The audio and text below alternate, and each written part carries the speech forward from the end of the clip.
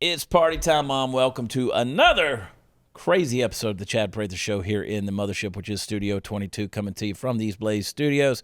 The Puppet Master, Mark Tate, is sitting over there at the helm, making sure we all look good, sound good, and that you are able to enjoy this show without interruption and pure quality programming. Puppet Master, thank you for doing what you do.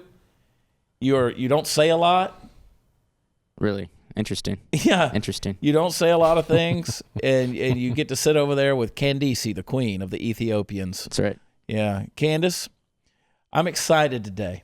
I'm excited because I'm a little bit nervous, and I'm trying to channel that energy into something else. Mm-hmm. You know why? Because we're sitting in studio with a couple of guys who could kill us, and we wouldn't even know we're dead. And exactly. I love that. The energy in the room. It feels it's vibrant with death. It really it's nice. is. It really kills. Best-selling author Jack Carr is hanging out over here in the pub with Party Foul Steve. Thanks for hanging around, man. Absolutely. Thanks for keeping me around. Absolutely. You're always welcome here. The Terminal List, True Believer. Coming out in the spring, you got the Savage Son. Is going to be, as long as the Department of Defense says okay with all the verbiage that's in there. That is right. That is right. And if you thought that those books had a little some blacked out lines in there that they were nervous about, your next guest here has even more lines blacked out in his. It's pretty amazing. Let me tell you something. Party Foul, we got this. I love doing these episodes where we talk about how Party Foul Steve is an underachiever because we bring people in here who have done so much. Sitting over here in the hot seat, Clint Emerson, retired Navy SEAL, author of the best-selling 100 Deadly Skills. Who would want to read a book like that? I ask myself the same question all the time. It is the most popular book, though, sitting next to a man's toilet, and I'm proud of that. Hey, bathroom books are the best way to go. Yeah, I know. You learn so much. That's what they keep telling me. They're like, hey, quit trying to make, when you're writing a book, quit trying to make the chapters so long. Just make them toilet reading. That's right. And I added pictures just so that it makes it even easier. Perfect. Yeah. That's perfect. Marines can read that. Exactly, perfect. Yeah. That's the first thing that jumped into my head was this is going to be a great one for you. We always say that. If you eat crayons, this book is for you. That's why our buddy Matt Best with Black Rifle Coffee, when he wrote his book, Thank You for My Service, it immediately debuted #1 on the best-selling for the audiobooks. I was like, because nobody can read it. I mean, he was like 14 on the reading list. Nobody. Did he read his own book? I don't think he wrote his own book. I just read mine the other day. Don't read your own book. I did mine, and it was like a whole other new kind of torture that I've never been subjected to before. That's beautiful. Yeah. Well, Jack and I were talking about on a prior episode, one he was on, and we were talking about Scott Husing when he wrote Echo and Ramadi. He said, I never read a book till I wrote mine. And I said, I can sort of relate to that in terms of, me too. Marines, but whatever. It's all good stuff. 100 Deadly Skills. I love it. Now, it's funny because I got an email about you. That's how we got connected. And you're an interesting cat, man.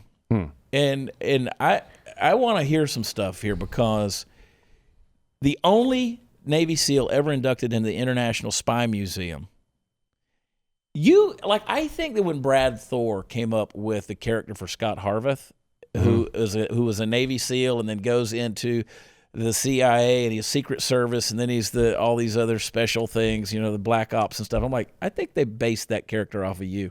I don't know. I mean this, there's some sexy stuff to it for sure, but I don't know if fiction. What do you think? Does it fiction sound is better than reality, world or less than?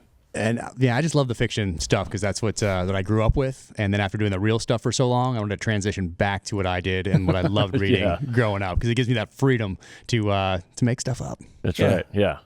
And not get redacted. Not as much anyway. Yeah. Don't get blacked out. That's right. But it's funny. I just read through this thing, and the phrasing on a lot of this stuff is so funny. Talking about, specializing in missions that took advantage of subterfuge, improvisation, the best in recon and surveillance tech to combat the changing global battlefield. That sounds pretty major. It does. But this is what I love. MacGyvering everyday objects. And fellow SEALs referred to his activities as special. I like that. I don't know who wrote that, but it sounds good. Perfect. You're right. It's a technical term. It's special. Cool. And if that doesn't sum it up for you, I don't know what would. It's the next book lays out some pretty cool stuff that follows what is old tradition in the SEAL community, and that is like a naked warrior philosophy, meaning you should be able to take a guy and put him overseas and him be able to pull off a mission, but not require a predator, black boxes, and all this cool stuff, right? We want guys to go over and be able to do it, leveraging the resources in their environment and know how to take any of that technology that already exists off the shelf and convert it into something that could take out a bad guy. Yeah. And so that's it. It's something that is actually nothing new, right? We used to swim into beaches with just our little cute little shorts on and a knife, right? And that is a naked warrior concept. And it's just been kind of modified and advanced through education and knowledge. And then you can take it overseas and deploy it, and you get a lot more bang for your buck out of a guy in that position. Yeah, he's not wearing a bunch of breakable, expensive crap. Yeah, well, you're not wearing body armor and night vision and all that. It's a totally different world, but it's a whole lot of fun. It's a different kind of mission, and it certainly plays a pretty decent role behind the curtain. Yeah. Yeah. How much of that, I'm going to save that question because I'm going to make some money first. We're sitting here, we got our Black Rifle coffee in here, and I just can smell this stuff. And we referred to our friends, talking about Matt Best and his book, of course, Black Rifle, Evan Hafer, those boys. I'm excited because they're a new sponsor for the show, Black Rifle Coffee. Brand new sponsor to the podcast. You couldn't ask for better friends to be a part of this. That's awesome. As you know, veteran-owned and operated premium small batch roast-to-order coffee company for people who love America. They're going to import only the highest quality beans from around the world and always roast to order their coffees for you after you place an order to ensure that you receive the freshest coffee available. Are you on the regular thing? Comes in every month? $30 a month. Yeah, mine's $60 a month. My wife had to have the big barista thing because she was spending a fortune at the Starbucks deal in the box stores, and so I bought the thing where she can grind it. So I mean, I get the AK-47 to come in because that's like their espresso roast, and it'll light you up. It's just like cocaine. I mean, just saying. But What is cocaine like? I don't know. I've never had it. I've never had anything like that. But they developed their explosive roast profiles with the same mission focus they learned as military members serving this great country. All Black Rifle Coffee Company blends are available in whole bean and ground varieties. And they got a lot of roasts available for purchase in single-serve coffee rounds if you use that little Keurig, little dealio. The best way to enjoy this freedom-filled coffee is with the Black Rifle Coffee Club. Look at this mug right here. These guys are making money. Hand over fist, making videos and movies and all that stuff. Here's the deal. You choose the amount and the blends that you crave, and they offer it to you at a special discounted price, shipped free directly to your home or office every month. This added convenience allows you to keep working hard, making America the land of the free and the home of the brave, and you'll never have to rush the store again, and you'll stay awake because it's coffee. So wake up to America's coffee by going to the Black Rifle Coffee, going to blackriflecoffee.com/watchchat. I'm so excited to have that promo code, Candace. So excited to have that promo code. Enter the discount code WatchChad when you go to blackriflecoffee.com. Receive 20% off your first order of any coffee products, including Black Rifle Coffee Club. Go to blackriflecoffee.com/watchchat. All right. You know what? They are so good that they made it into the pages of all 3 novels. That's how good Black Rifle is.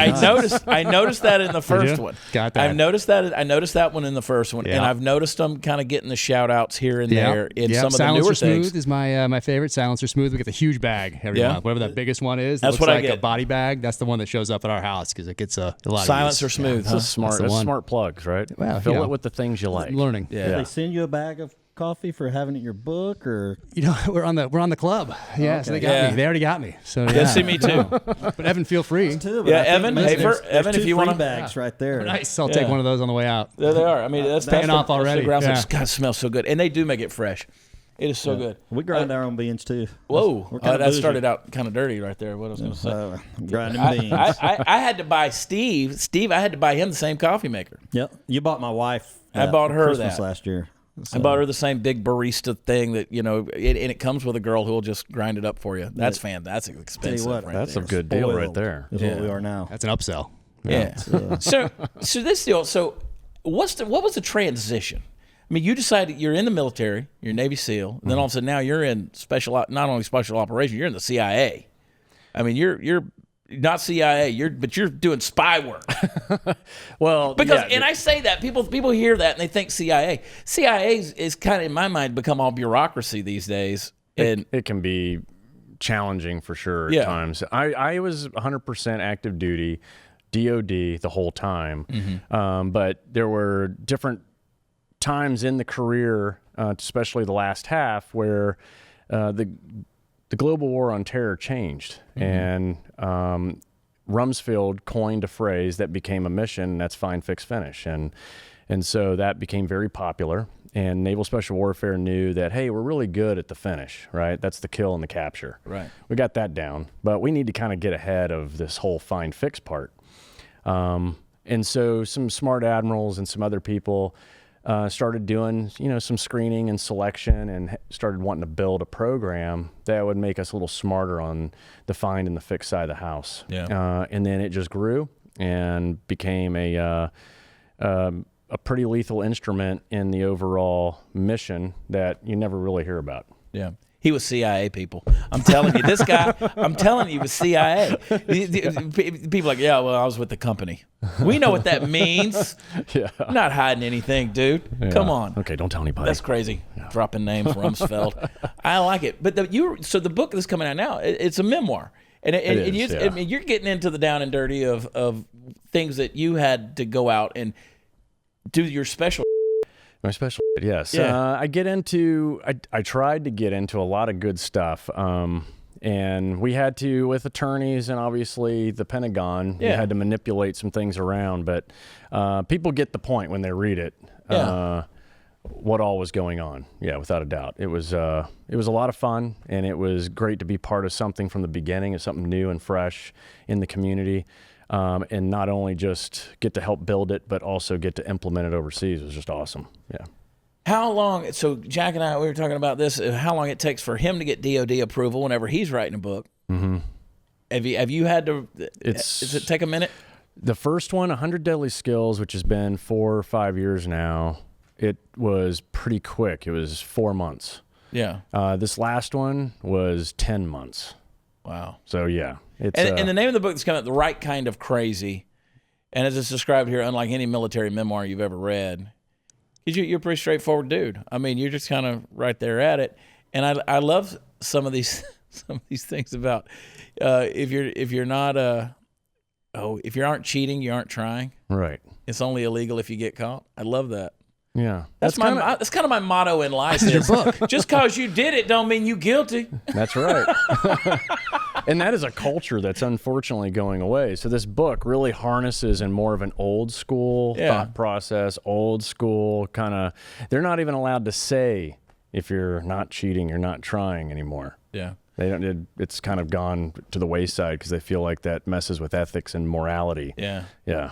It used to be the kind of the mantra of BUDS, of the training program that we went through. It was that was what was repeated more so than the only easy day was yesterday, which is printed there above the grinder that we talked about. And this one, if you're not cheating, you're not trying. That was really kind of the unofficial mantra of SEAL training of BUDS. But yeah, you're right. They did change that, tried to get away from that, and move on to a new generation of warrior. Right. They created an ethos to softer, take kinder, its place. Gentler warrior. That's right. You used to hear "kill 'em all, let God sort 'em out." I haven't heard that in 20 years. Right. It used to be on T-shirts. And I think that's one of the things Marines, that people kind of fell in love with Mattis when they made him the Secretary of Defense, because he was one of those lay-waste kind of guys. And then when you had the Obama administration, it was like, okay, we're going to go in here, we're going to conduct this mission. Well, let's check this list off, and let's make sure they're okay with it before we show up, and let's make sure we have some air clearance over for the drones. And I mean, it was just bureaucracy. It was all these different things instead of. And I talk about, we laugh with our good comedian friend Michael Loftus, because he tells a story about, you go back to the Revolutionary War. Here were these guys wearing red coats, and they're going to line up on the battlefield, all in formation, and they're wearing these big black hats. And he does his little accent. He's like, elbows in. We're going to sashay at the wrist, and we got a little drummer boy. His name is Randy. He's very Randy, and and we're gonna marshal our forces. Will be there tomorrow on the battlefield. And then all of a sudden, you got this guy with a squirrel on his head, who's like, I don't like the way you're talking to me. Bam! And he runs off in the woods. He's like, that's not fair fight. This isn't the rules of engagement. Right. And these days we're trying to keep these rules rather than just going in and being like, let's do what we got to do. If you ain't cheating, you ain't trying. Right. Ideally, that's kind of the way to go. And that mentality is really, I mean, it's kind of a double-edged sword, I'll admit, right? You that mentality is what makes, I would say, naval special warfare, the SEAL community, great, but it can also get us in trouble too, because the book is all about the fact that if you live, breathe, train, and deploy, and it's all risk-based, then some of that risk is naturally going to bleed over into your personal life. And for some guys, it's hookers and cocaine. And others, it's, it could be, substance abuse. But the reality is when you go hard like that, you're going to have that residual impact on their personal life, the decisions and everything. And like I said at the beginning, this book is full of, bad decisions make great stories. And so it's blended with, it's not really your typical military memoir, because a lot of folks try to concentrate on operations. What I do is I tell you the operation, then I tell you the funny that goes on in the middle of it that most people don't get to hear about. Now, when you say hookers, does the CIA have an angle on getting the better hookers, or are we still kind of... We'll talk about that when we get out of here. Don't look at me like that, Jack Carr. Don't you judge me, Park City, Utah. I'm taking notes here, but it's, I think there's a whole section of the book about sexpionage, I think, for those... That's right. I don't know if that's true or not. But, social engineering is what it's called, Yeah. So as a member of the CIA, Clint, how do you feel about a new female James Bond coming out? Anyway. Oh, boy. They're doing that. Yeah. We have to wait. There's some surprises in there, we're told. So this might be disinformation, as we call it in the trade. But we'll see. We'll see what happens when it actually hits the screens. Transgender. Well, it can work both ways. Who knows? You never know what she's going to wake up with in the morning. Just identify as you. I want an apple teeny shaken.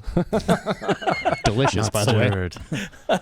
Anyway, but back to the point. Yeah, I think that it might, my kind of crazy. I mean, when you the right kind of crazy, there is because you allude to a point of.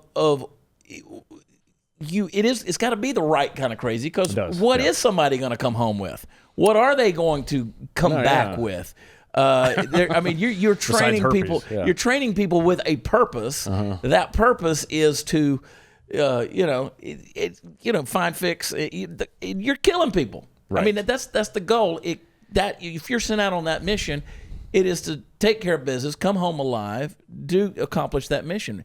What are people coming home with? And obviously we say it tongue in cheek, but obviously there's a lot of men and women coming home with a lot of crazy things that are going on in their head. Yeah, of course. And I tend to joke about it. Yeah. And sometimes I wonder if I believe it. But if you look at like anybody in special operations who like to shoot, like to jump out of planes, like to blow things up, actually wish for a firefight, And not many people do that, right? And so I tend to joke, but I think we're kind of getting close to the truth on the fact that we're all like highly functioning sociopaths to a certain degree.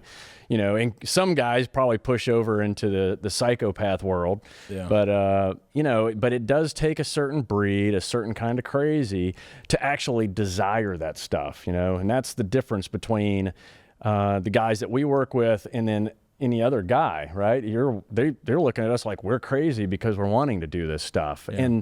And then to top it off, the pinnacle, right? The climax of any guy's career is to get to pull the trigger in war. Mm-hmm. We're probably one of the very few occupations on this planet that wishes for war. Yeah. Like, let's go do this, right? Yeah. Because it'll be great, it'll be fun, we get to do what we've been training for, and it gives your career value, right? Because there's plenty of guys that went 20, 30 years and did not get to pull the trigger in anger, right? They just sat and waited. But anybody who came in, before or right after there, right around 9/11, then they got their fair share of fun. And I think that's the big thing is we actually consider it fun. We actually look at it as, the greatest job on earth, where other people would go, no thanks. Yeah. Yeah. And I don't say it lightly when I talk about, from a live stage, I talk about one of the things that makes this country incredible, and in my opinion, the greatest, is you've got men and women willing to put on a uniform, get up every day with a purpose to serve and potentially sacrifice their lives for this.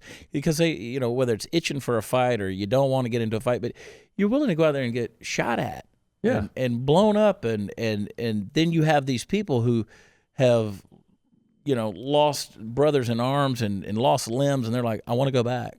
You know, we've talked to those guys. I'm like, yeah, you're a certain kind of crazy. Yeah, you kind of itch for it, right? Yeah. You wanna do more. What I found interesting personally is I came in because I wanted to do the fun stuff, the shooting, the jumping, all the things that you get to do as part of the job. But then once you're in it for a little while and you see the impact, then that's when real patriotism kicked in, right? And then you realize you're doing things for the greater good. You're doing some stuff globally that actually impacts, other people's lives or promotes freedom or democracy. And then you start taking true ownership in it, and I think that's something that's popular with everyone. They come in for a specific personal selfish reason. Some people it's a paycheck. Some people it's because they know they'll get health care. Some people they know they get a college education if they do 4 years. Right. But then once they're sitting in that seat for a little while and they realize that, oh, wow, I'm part of a big machine that's actually doing some pretty cool stuff, not just for America, but you're doing it for other people too. That's when true patriotism, I think, is they're actually aware of it. Yeah. People say it all the time. I want to serve my country. I want this. I want that. But if you really dig, it's because they know there's a GI Bill, or hey, if I get a paycheck every 2 weeks, no matter what. You have to be sitting in the seat for a little while, and then all of a sudden you're like, okay, yeah, now I'm. You think that mindset changed after 9/11 though, as far as, because I know that prior to that there were a lot of people who were going in because they were like, well, I really don't have any other options, or I do want a college education, I want the GI Bill, I want whatever, but then 9/11 happens and suddenly there is that sense of I mean, all the way up to the Pat Tillmans of the world that you think about, and these guys that are like, okay, I'm going to stop everything I'm doing and I'm going to fight. Yeah, I think so. I think 9/11 sure increased patriotism, but I think we've also noticed that it only lasts for a certain amount of time, right? And then we all kind of went back to our old ways, right? But for me, being a pre-9/11 guy going in and then showing up to boot camp and you're surrounded by America's finest and you're going, what the hell did I just do? But then all of a sudden, over time, you start to realize what you're really there for. And when you take Party Foul Steve, who was supposed to go to prison. But the judge made him go in the Marines. I had a choice. I mean, you could prison. I probably would have done a shorter time. Either that's pro-choice. Yeah, I'm giving it a choice. Yeah. Well, remember that show right when you were in Buds? It came out. So right before I went, and it was the Discovery Channel video that they did, a 3-part series back then. And it wasn't. This is mid '90s about when Discovery Channel did this, and they've done plenty since. And now you can't watch them all, but back then there was very few. And the Discovery Channel, the end of it was guys on the beach, an instructor climbing up to the top of the berm, and I'll always remember when I saw it. They said he starts looking out at the horizon as the sun's going down. It's during Hell Week, and someone says, "What are you looking for?" And he says, "I'm looking for a war." Yeah. I remember that quote, or at least that scene. Yeah. Yeah. That one stayed with me from that Discovery. That was right before I went in. Oh, but wow. It's pretty cool, pretty powerful. Yeah. You're like, hey, let's go jump in cold water and swim 20 miles. You got to do that to get to the other stuff. Yeah, exactly. Yeah, that's brutal, man. That is brutal. But I love it. I love that you can kind of come out with that sense of humor about it and look at the things and bring that. Do you think that, because I'm the kind of guy that if I ain't laughing, I got to keep laughing or I'm gonna start crying, because you're just one of those. That's how I deal with life and emotion and stress. And do you feel that humor is your way of dealing with or coping with anything, or have you even thought that far into the psychosis? Oh no. I mean, I don't know how far the CIA takes him down into. Laughing in Buds, wasn't he? Yeah. You have to. It helps you. I mean, even in combat too. Humor is medicine, without a doubt. I remember in third phase, we're out at San Clemente Island, and I was one of those guys that I tend to, when stress goes up and time decreases and you got to start making decisions or start doing things, I tend to smile through it or laugh through it. I've been doing it since I was a kid. I used to get punished because I'd be laughing when I was supposed, you seen the movie The Joker? I was about to say. Yeah. Yeah, exactly. I am like that guy. Not as bad, but I should carry around a little card and hand it to people that I'm not being rude right now. I just laugh when I get nervous. So, but yeah, the whole class got hammered because I could not drop the smile on my face. The beginning of Full Metal Jacket, that smirk he has on his face. He can't get rid of it. I was that guy. Yeah. Really? Yeah. Oh yeah. Just always smile through everybody's it, laugh just through it, punished. whatever. Yeah. Oh, there's one in every class. You got to include that in the next book. I know. I think I will. Come on, I'm getting some Carr, good you stuff got- here. yeah. I'm taking notes. Yeah. That's funny. You're in the Dallas area. I am. What occupies your day to day? I have a crisis management company. Yep. And we do, everything from cyber threat awareness training all the way to active shooter. So you name it. It's policy, workforce education, and then different tools and apps that keep, any organization, small or large, a little bit safer. Yeah. Yeah. Not the CIA. No. Yeah. They told me to say that. Just Not the company. Now, and that's teach them crisis management. Smile through it. Just smile That's through right. it. Yeah. Just learn to laugh Yeah. through the whole thing. shots fired, smile. Exactly. Yeah, exactly. Boom. I don't know, man. We live in a crazy world. We live in a crazy world. I think that social media has made the world a whole lot smaller. The world was already getting pretty small. It used to be it took you a month to get around the world, even longer in cases. But then we could get on an airplane and be in India in 7 hours, 9 hours. Yeah.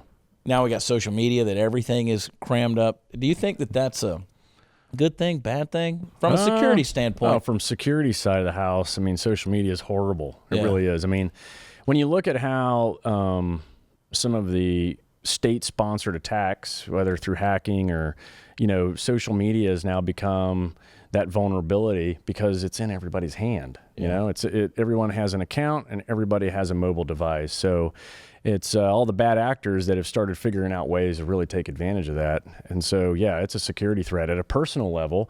People posting things real time, and then, the physical world of stalking has now become very digital. And I think we all know that, but posting things real time and letting people know exactly where you're at and what you're doing just increases your own personal vulnerability. So both at a government national level, it's an issue, and certainly at a personal level, it's an issue. Which, by the way, go to watchchad.com and catch me out on the road in cities all across America, away from home. Know exactly where you're at and what you're doing. You can find my full schedule, crisscrossing America, 100 cities a year. Now, I wonder about that stuff all the time because you look at it, and there has to be an element of precaution and safety, and there's so many levels of it, from the individual to the familial and the personal at home, and then all the way up to the corporate and all these different things. And I just have to suspect, and you can confirm or deny. But I think if the average American really knew the crap that was out there and what was out, and if people really understood, like I see these people in vagina hats in the streets, and they got their husbands dressed up like vaginas, which is just an outward expression of what we already knew they were on the inside, and they're wiener dogs, which is ironic. Did right? you say wiener? You dress your wiener dog up like a vagina. It's crazy to me. Stay classy, America. Stay classy, America. But you got these people out there, and then the Antifa's in the street, and I don't think that the average American, these people who have really never been through anything in their life, they have no idea how much folks in this world want to do us harm. Yeah, I think you're right. They still live in a bubble, and I used to. When you go overseas, you hear about the ugly American syndrome, and we have it. We don't even have to leave to have that anymore. Right. And like you said, social media has made borders gray or invisible, really. So you can reach out and touch anybody you want anytime you want. But yeah, I mean, the social side of the house is certainly something that anyone that has just a fair amount of knowledge could take advantage of someone. And then we've already seen how state-sponsored stuff can redirect elections or change the minds of people on certain political issues, you name it. It's already been backtracked, proven, just through ad campaigns alone. It's not even people. It's strategic ad placement that can really mess with things. It really can. Steve, you're such an underachiever, dude. Are you listening? I mean, this is stuff that... But here I am with you on a podcast. Just hanging out. With some Navy SEALs, so yeah. I'm Big deal. underachieving. It ain't no big deal. That's what I do. 100 deadly skills. That's good stuff. That's good stuff. That's toilet reading right there. It is. That's what I was saying. It's the word deadly has prevented me from being on the shelf at Barnes and Noble. The word deadly has prevented some other things. Because like you said, the wiener dog issue. And, people are soft. Yeah, they take that. If I could go back, would I have changed it? Probably not. But would it have led to more ventures? In the time that it's been out? Yes. People can get it on Amazon. People can get it on Amazon. You can get it on the Apple bookstore. You can get it everywhere. You get it everywhere. You can actually get it in bookstores. They just You won't know, put it at the they front don't put of the it on the store. front of the deal. Yeah, I read everything digital these days. Like I read everything. I've gotten that way just because books that I like. If you buy a book, I have to give it away because if I don't give it away, it's going to wind up stacked in my office. And I used to have a collection of 9,000 books, and like that's hard to move. That's a you don't wanna lot. move it. Yeah. You know, now you got boxes of stuff. Remember Craigslist and and stuff like that. So I sold 9,000 books on Craigslist. And I might have bought them from you. You my, may my have. wife probably thinks that I did. Then there was a CIA link on Backpage where you could get some really nice hookers. It was great. That is not endorsed by Not Jack anymore. Carr at all. My wife is not happy about that part. Trump has gotten rid of all of that, and now women are protesting because girls got to make a living, and that's a fact. That's weird. Candace, get your people together, okay? And when I say your people, I'm talking about the gender side, not the color side, okay? Thank you for the Weirdo. clarification. I appreciate that. Candice, queen of the Ethiopians. We don't really know where she came from, but I'm giving her an origin. That's good. Yeah. She could pass for that. She can deal with it, yeah. The right kind of crazy. That's available? Yet. It's not yet. It's coming out, right? You can pre-order right now. Pre-order. But it comes out right around Veterans Day on shelves. That's right. Veterans Day. Yep. Just a couple of weeks. I'm still thinking about Backpage. Yeah. That's all right. Yeah. That's It's distracting. That's a man. You're being a man. It's okay. Red-blooded American male. That's I mean, right. I've given literally, I've never given any blood, sweat, or tears for this country, but I've talked about it a lot. I'm That's telling something. you, I get a lot of hate mail just for the words. That's it. If you Just for can't the do it, words promote it, right? That's Yeah. exactly right. Just for the words alone. I bring you guys out and be able to promote you guys because God bless you. God bless you for going out there and doing what you've done and what you're doing now. Dadgum. Well, Seals write books. I mean, that's the thing. I mean, you got to do it. I love what Jack does. Huge fan. Clint, I can't wait to sit on a toilet again just to read that. I'm serious, man. We should do it together sometime. My next house. I'm gonna have. We were talking about this last week on an episode about my next house. I'm putting a bidet in. I'm just that European fancy. Yeah. I'm putting a bidet in, but it's gonna have to have a seat because I'm too lazy to even squat. That's right. You got to sit down and let the water go. I think you should change your set to two guys sitting on a toilet. Yeah. We should do that. You know, we could take in actually some space over on the other side of the room over here, and we could set up two guys on a pot or between two pots. Between two pots. Welcome to the show. Welcome to the show. You're not wearing the deal. I'm not wearing You got my the party shirt. time, Mom. That would be kind of fun. We could have toilet talk, kind of like pillow talk. Yeah, a little That's bit. intimate. Yeah. Talks. I mean, But the deal is, you got to pull your pants down. That's the right. thing. Got to pull your pants down. Got to have. Candace, why are you shaking your head? This is a fantastic idea. Clint Emerson is giving us Yeah. gold. yeah. Gold. It'll work. I'm I mean, gonna- people are driving around cars these days having podcasts. I mean, talking, doing I know. video, whatever. Yeah, we that's should do it on a right. toilet. I mean, A lot of good things being thrown out right now. I'm just taking a minute. Oh, I know, but see, Filter it. I blasted Puppet Master's ears when I screamed gold, but but see, the problem with you, Candice, is you take in information and you just filter it right on out, like it just like through a sick dog. It's just gone, boom, there it is. it's a good visual. I like that. I'm writing Yeah. that down Shit too. through a sick dog. Man, getting some great stuff here today. I feel like I've been through a sick dog. Yeah, it's like typhoid. That's funny. We're off like a herd of turtles. That's beautiful. Man, get the books, pre-order the book that's coming out.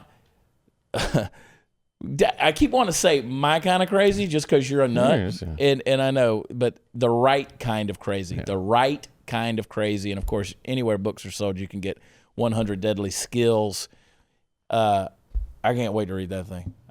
I can't wait to sit on it. I'm serious. like I can't wait to look at the pictures. All the books are illustrated. Yep. Even Right Kind of Crazy's got I love it, some dude. good illustrations in I love it. Yeah. That's great. You got a website? Do. ClintEmerson.com takes you to my whole little ecosystem. It's a whole deal. Clint Emerson. Connects to everything. ClintEmerson.com. Right. Clint with a C. I don't even know any other way that you can do that. You'd be surprised how many people ask me how I spell my name.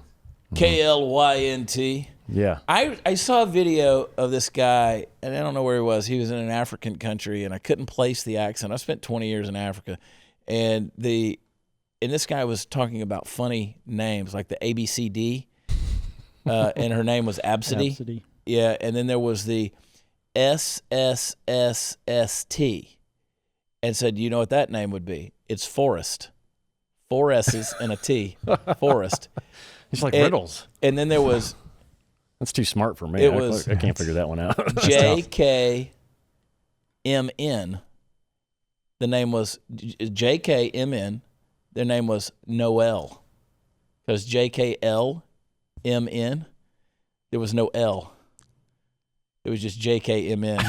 That restaurant in San Diego that that's loses Jordan, me really quick. But Yeah. Jordan spelled JRDN. I think that's how it's spelled. Yeah. No vowels. I hate American right now. I hate Americans. I could go all Love day, it. but I'd get racist real quick. Got some great names. People come up with the craziest stuff because we just have never been through any. I mean, it's just nuts. What it's that's why I'm thankful for people like you guys. They just and yes, you men, they're men. They're not cisgendered binary. They're dudes. We're gonna sit on a toilet together. We're gonna read books together. We're gonna do mean tweets. Sounds like dude stuff. Dude stuff. There's a lot of stuff like that. I'm trying to bring back the old school culture that has gone away. with some of the There's stories, something to be said about that now. It is, There's a lot to be said about that. Hazing because is good. That's the thing. Like people look these days and they're like, oh, this bullying culture. What happened to just standing up to the bully and punching him in the face? And if you take your licks, you take your licks. I mean, that's the deal. Right. I mean, and for us, hazing is either for celebration or correction, right? And if it's done right, regardless of which one it is, then it's not a big deal. It just shows it's another form of showing you care about someone. Because if you never got hazed in the teams, then nobody really gave two shits about you. Yeah. Even as a Marine going through, shellback Marine, I didn't care I wanted to do that. Right. I'll take the hazing. Yeah. I'll eat the biscuit. So Yeah, a shellback on a ship with the garbage cans full of the leftovers, and you gotta either it, get we in did or it. eat it. Yeah. God, we're Now gonna you join can't the do that military anymore. next week. can't do If it. somebody went and got a lawyer because they didn't like it, and then all of a sudden it went away. Everything goes away because someone lawyered up. I was reading an article yesterday where Wesleyan, one of the Christian universities in America, the president of the school had issued a memo because he said, if you're going to be easily offended by everything you hear, don't come here. He said, a student came to me and complained about a chapel service, because the message had been on 1 Corinthians 13 and love and how you don't love, you're not loving properly and stuff. And this guy was offended for being told that he doesn't love people right. And it's like that's where we're at right now. I mean, you want to talk about, and I hate the term, but the snowflake culture. Yeah. That everybody is just so soft on things. Yeah, it really is too bad. I mean, as an athlete, growing up as an athlete, we had, there were those things that you did. And like, if I'm not doing it to you, then I don't care, like you said. And if I'm doing it, I mean, I got to love you enough to put that much energy in duct taping you to a guy's balls. Effort. Yeah. Especially if it's your birthday, you're getting married, any of those types of events, you're getting taped up. Tabasco pouring down your urethra. Never tell anybody your birthday in the military. Although corpsmen will find it out because they have your medical records. Yeah. So corpsmen will go through that and make sure that they know, and then the hazing begins. Tabasco down your pee-pee hole, Steve. Don't make a big deal of it. That just Walk reminds the you. gauntlet to get your blood stripes put on, to have your, it's like, that's gone. Oh, it's too bad, right? Man. Having your trident pounded into your chest it's one of those moments of pride now. I mean, they get it. I think they stand in a graduation line and get it handed to them, Yeah. Yeah, it's unfortunate. One of those great early memories was getting that thing, and it felt so good. Like you didn't feel that thing going in because you were so excited. Because when we came in, you didn't get it handed to you. You had to go to your team first and prove yourself on probation to the people that you'd be going Your down range peers. with. And bam, when they put that thing in, it comes up against the Conex box, so there was no way to go back any farther. Like that thing was getting pounded in, the wings bend around on it because everybody's going through and pounding that thing in. It felt good. Right. It felt great. Well, you guys were hard as a rock. Yeah, back then. Yeah, back then you guys were hard as a rock. We didn't even have combat boots. We had steel radial tires. We duct taped to our feet. Barefooted. And it'd go out the way we started this conversation. We stormed the beach wearing little shorts and a knife in our mouth. Not in our teeth. That's right. We didn't need anything. We didn't need drones. We're naked. Nobody was watching us. Yeah. Yeah. Bushido, baby. Bam. That's right. Bushido. That's I it. love it. All right, we got to go. Clint Emerson, go to ClintEmerson.com. Get into that realm. You may never come out because you get in that rabbit hole, it's going to get interesting. We got everything. We got all the stuff that men need right there. Get the books. Check him out. Follow him, do all that good stuff. And, of course, Jack Carr, officialjackcarr.com. Go get all of his books. And pray the DOD will hurry up and proofread and get through all of that stuff so we can get Savage Son. Can't wait. I'm excited. Party Foul Steve selling T-shirts at partyfoulnation.com. Coloring book coming out soon. All right. Studio 22. Catch me on the road. WatchChad.com. Love hanging out with you guys. Go to where podcasts are offered. Give us a 5-star rating. It's all we want. It's all we deserve, and we need it. So go out there and tell us all the good things about us that we already know, but we want to hear from you. So please do that. And remember to share the podcast, whether on YouTube or where you listen, with all of your friends, so this thing will continue to grow. I'm coming for you, Glenn Beck. I love y'all. God bless. We'll talk to you next time. Bye.